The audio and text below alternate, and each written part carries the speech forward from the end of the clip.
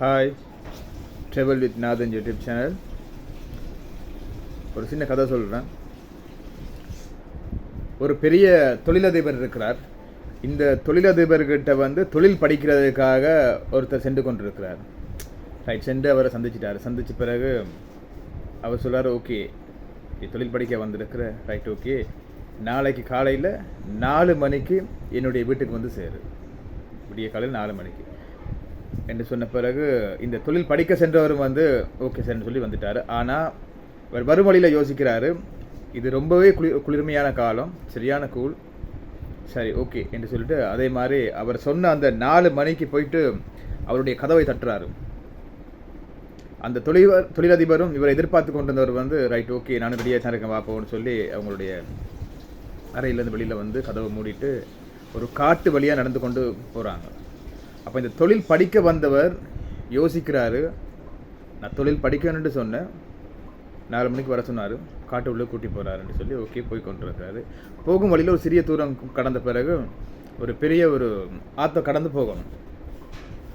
ஆனால் ஆற்றை கடந்து போகிற நேரத்தில் 2 பேரும் இறங்கிட்டாங்க. இப்போ ஆனால் இந்த தொழிலதிபரோ ஒரு நல்ல என்ன சொல்கிறது, ஒரு வாட்ட சாட்டமான மனுஷன், 6 அடி உயரத்தில் இருக்கிறாரு. ஆனால் படிக்க போனவரோ உயரத்துலேயும் சரி உடலையும் சரி கொஞ்சம் குள்ளமானவர் தான் போய்கொண்டிருக்கிறாங்க.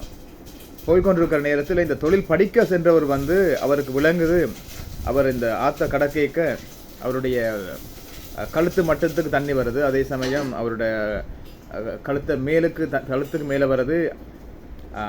அவர் கொஞ்சம் பயப்பட்டு நிற்கிற நேரத்தில் தொழிலதிபர் திரும்பி பார்த்து என்னப்பா அப்படிங்கிறாரு.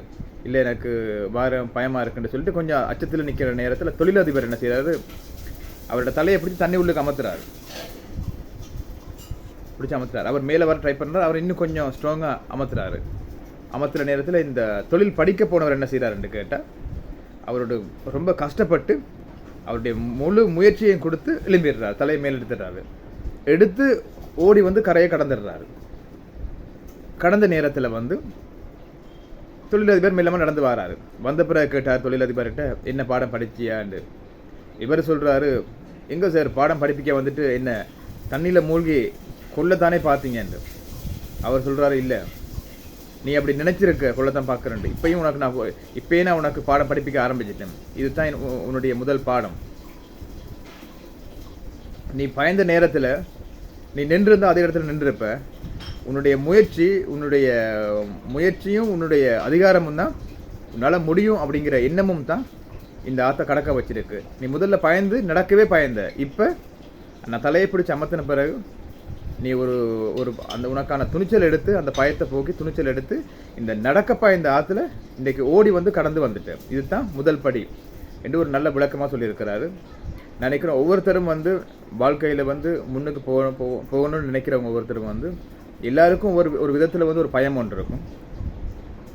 எல்லாருக்கும் ஒரு பயம் ஒன்று இருக்கும். அந்த பயம் ஏன் வருது, என்னத்துக்கு வருது அப்படிங்கிறது இந்த கதையில் ஒரு சில கருத்துக்கள் எடுக்க முடியவங்க எடுத்துக்கொள்ளலாம். நன்றி, வணக்கம்.